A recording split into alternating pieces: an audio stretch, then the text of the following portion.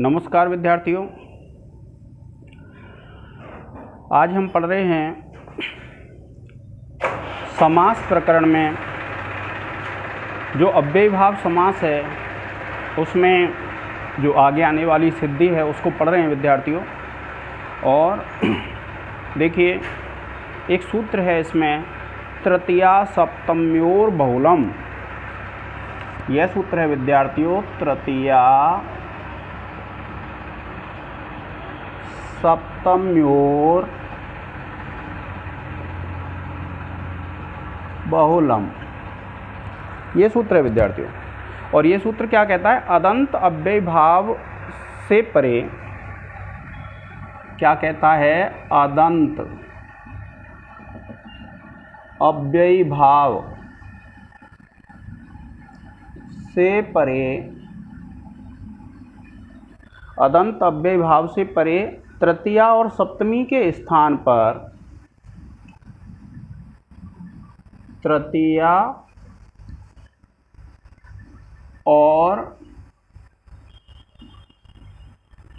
सप्तमी के स्थान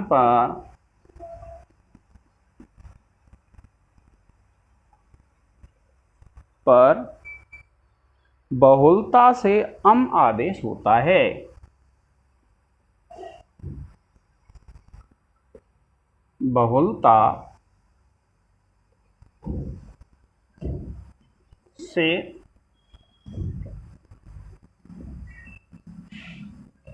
अम आदेश होता है। यह सूत्र है विद्यार्थियों। और जब आप इस सूत्र को पढ़ेंगे तब क्या है, बहुलता आप समझते हैं, बहुलता का तात्पर्य होता है विकल्प। यानी विकल्प से क्या हो जाएगा विद्यार्थियों? अम आदेश हो जाएगा। इससे पहले आपने एक सूत्र पढ़ा था जिसमें हमने अधिगोपम किया था। अधिगोपम में आपने सूत्र पढ़ा, ना अव्ययीभावात् अतोऽम तु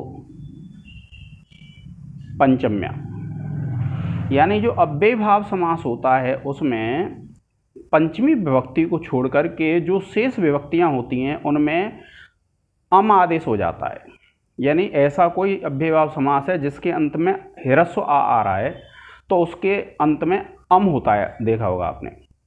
और अगर आ के अलावा दूसरी कोई विभक्तियां होंगी तो क्या होता है? उनका लोप हो जाता है। जैसे आपने अनु विष्णु पढ़ेंगे, सह हरि पढ़ेंगे, कोई भी पढ़ेंगे, उनमें क्या होगा? विभक्तियों का लोप हो जाएगा विद्यार्थियों। और जिनके अंत में जैसे उपकृष्णम है, अधिगोपम है, ऐसी जो विभक्तियां होंगी उनमें क्या होगा? जो भी प्रत्यय पीछे लगते हैं, सुप होते हैं 21 प्रत्यय, आप जानते हैं। और जो 21 प्रत्यय पीछे लगते हैं तो उनको अम आदेश हो जाता है। अब यह जो सूत्र है यह उसी सूत्र का एक तरह से समझिए आप विकल्पक रूप है। कैसे? यह सूत्र ये कह रहा है कि भैया जो तृतीया में कौन सा प्रत्यय आता है? टा। आपने पढ़ा होगा जब राम आदि की सिद्धि की हैं तो टा। और सप्तमी में आता है गी, जो रामे रूप बनता है। तो उनके स्थान पे बहुलता से होगा। बहुलता से तात्पर्य है कि अम भी हो जाएगा और तृतीया और सप्तमी के जो रूप बनते हैं वे रूप भी बन जाएंगे विद्यार्थियों। ठीक है, अब हम सिद्धि करते हैं। देखिए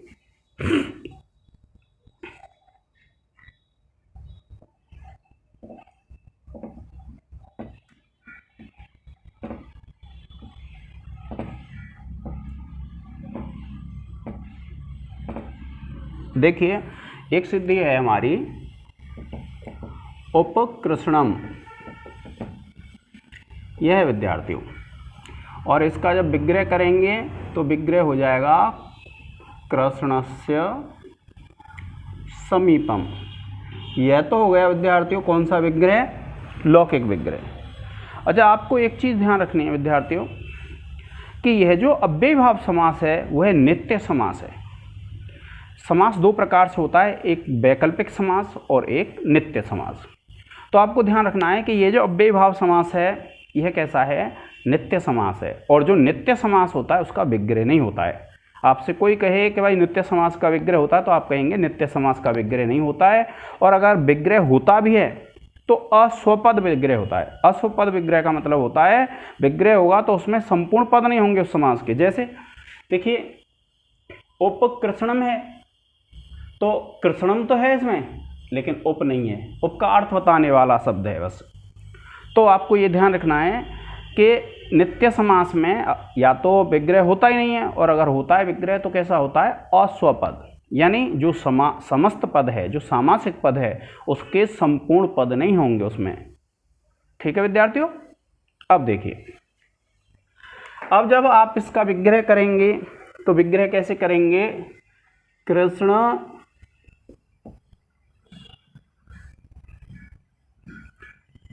प्लस गस प्लस उप। अब आप ये कहेंगे गस कहाँ से आ गया, क्योंकि देखिए ये षष्ठी विभक्ति है, और षष्ठी विभक्ति है तो ये इसका गस होता है प्रत्यय। अब देखिए आप, ये तो आपको पता है अलौकिक विग्रह और ये है लौकिक विग्रह। अब इसमें आपने पढ़ा हुआ है, ये मैंने आपको बताया था, अव्ययम विभक्ति।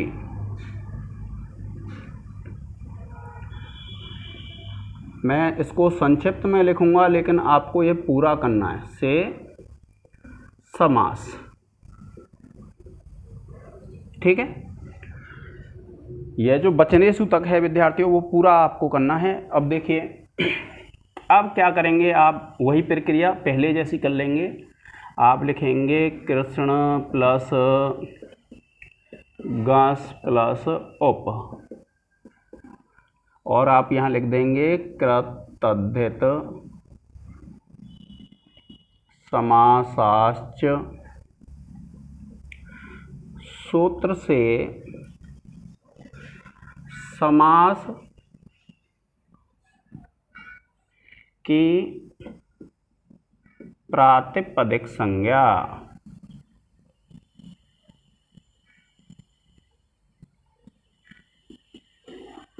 फिर विद्यार्थियों एक सूत्र था, मैंने आपको बताया था, सुपो धातु प्रातिपदिकयोः।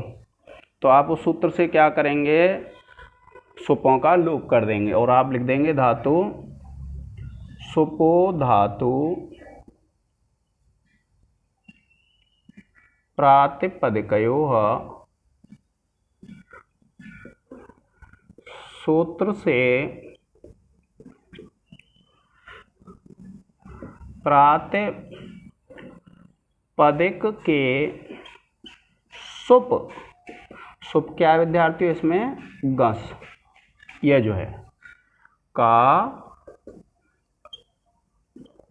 लोप। अब देखिए, आप प्रातिपदिक संज्ञा पहले भी कर सकते हैं, पीछे भी। पहले आप प्रथमा निर्दिष्टम समास उपसर्जनम और उपसर्जनम पूर्वम लगा दें तो कोई फर्क नहीं पड़ता इससे, लेकिन कृतद्धित समासाश्च के बाद ही यह लगेगा। यह क्रम बस आपको ध्यान रखना है। अब देखिए, फिर आप लिखेंगे कृष्ण प्लस उप, और सूत्र लग जाएगा विद्यार्थियों प्रथमा निर्दिष्टम समास उपसर्जनम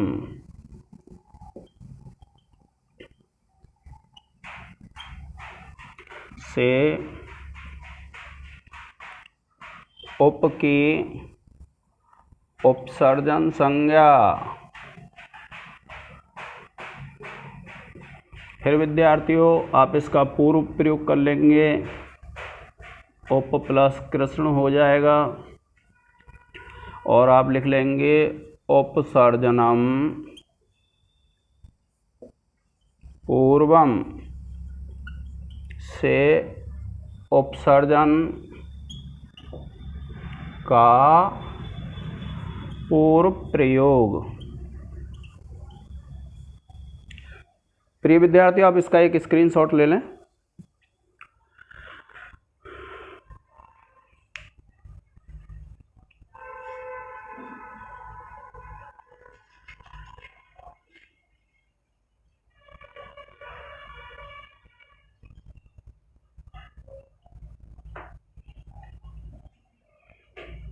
अब देखिए,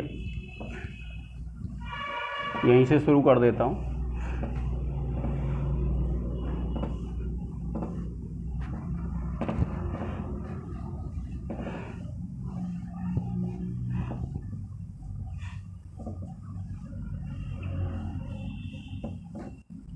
फिर विद्यार्थियों आप क्या करेंगे, आप इसकी पुनः प्रातिपदिक संज्ञा कर लेंगे।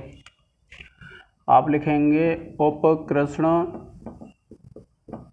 और सूत्र लगा देंगे आप, ये पुनः कृत तद्धित समासाश्च से समास की प्रातिपदिक संज्ञा। और फिर ले आएंगे विद्यार्थियों इससे सु, उपकृष्ण प्लस सु। और जो सूत्र हैं आपके कौन से, आपने सेकेंड ईयर में बीए में पढ़े होंगे, ज्ञाप प्रातिपदिकात प्रत्ययः परश्च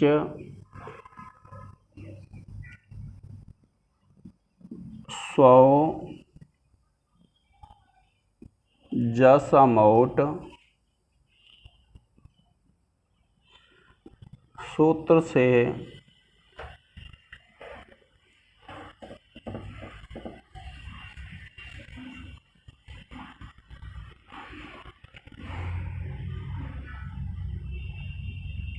प्रथमा एक वचन में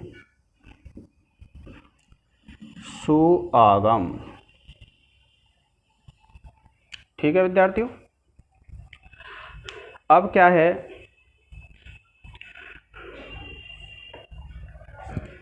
जब सु आ जाएगा तो उपकृष्ण प्लस अम, सूत्र वही लग जाएगा आपका, कौन सा, नाव्ययीभावात्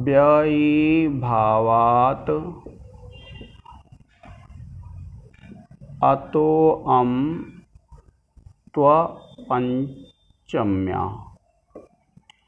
सूत्र से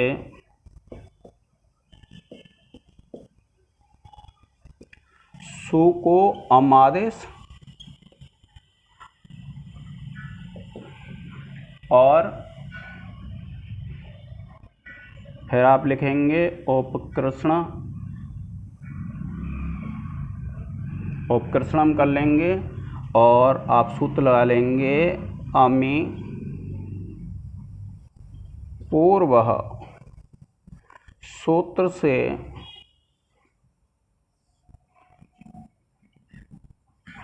पूर्व रूप करने पर रूप सिद्ध। ठीक है विद्यार्थियों,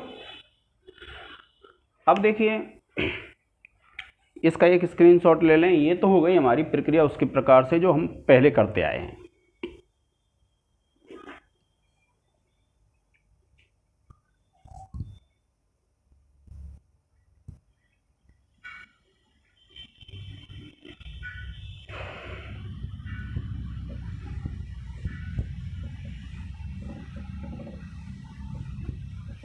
अब देखिए, मान लीजिए मैं यहाँ पर सो नहीं लाता हूँ, कौन सा लाता हूँ, टा प्रत्यय। और ये टा है, मैं लिख दूंगा यहाँ तृतीया एक वचन में टा प्रत्यय आगम। ठीक है, अब ये जो सूत्र है तृतीया सप्तम्योर बहुलम से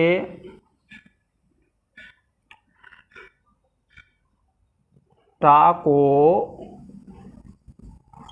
बहुलता से अम। ठीक है विद्यार्थियों, आप लिख देंगे करने पर। मान लीजिए अभी बता दूंगा मैं आपको, प्रक्रिया वही है, ऊपर से जैसे सिद्धि करनी हो तो प्रक्रिया वही रहेगी। लेकिन अब देखिए, अब अम हो गया, अब आप इसको जोड़ेंगे, ये बन जाएगा उपकृष्णम।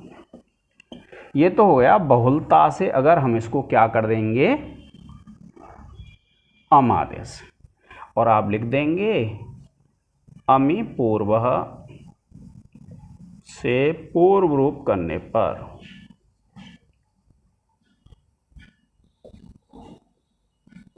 ठीक है, ये हो गया उपकर्षणम। कब? जब हम तृतीया ले आएंगे। इसी प्रकार से आप इसका एक स्क्रीनशॉट ले लें।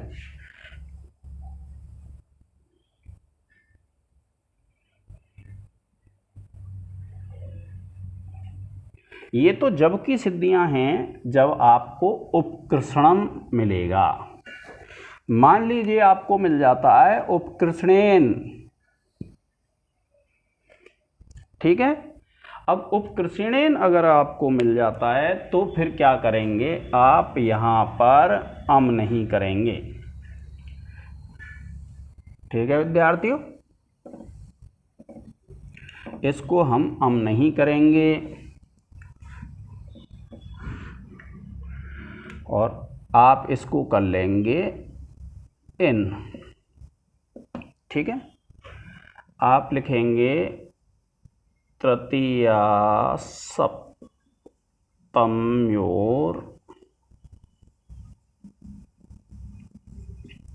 बहुलम से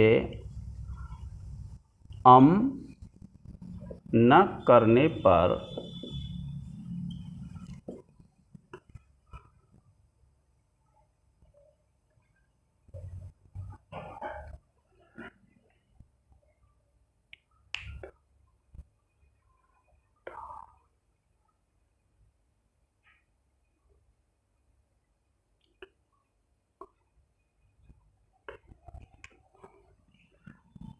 देखिए टा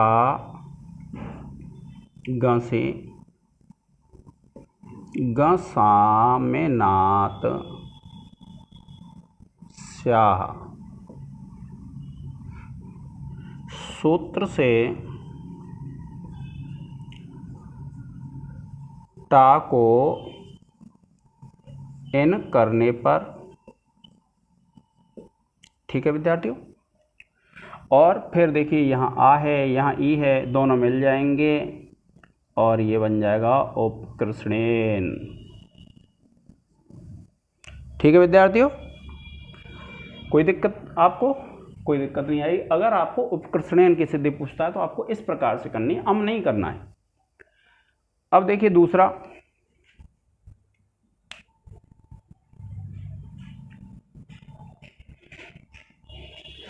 मान लीजिए आपको उपकृषणे मिल जाए तो आप यहां क्या करेंगे? सप्तमी विभक्ति लाएंगे।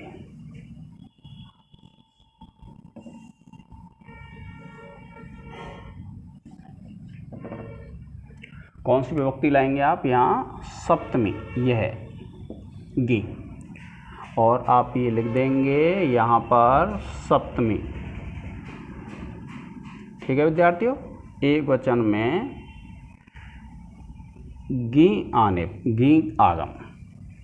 अब अम न करने पर ऐसे लिख देंगे आप, ठीक है। फिर आप लिखेंगे उपकृषण प्लस ई, और गाहे कवर का आप लिख देंगे लसक्वतद्धिते, सूत्र से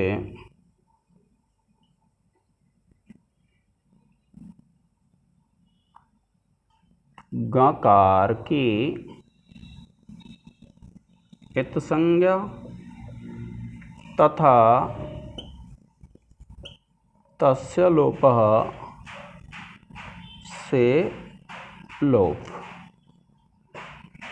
और आप इस आ और ई को मिला देंगे, ठीक है विद्यार्थियों।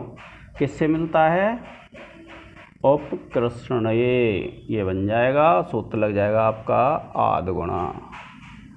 अगर पहले मैं उपकृषणेन में अगर मैं भूल गया हूँ तो आप आद्गुण लगा लेंगे। से गुण करने पर रूप सिद्ध, ठीक है विद्यार्थियों।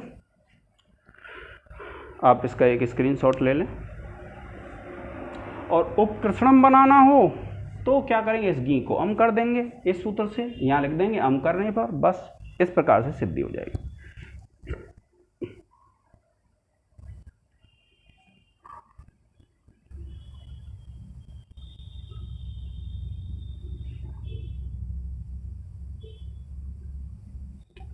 ठीक है विद्यार्थियों, आज के इस लेक्चर में इतना ही। धन्यवाद।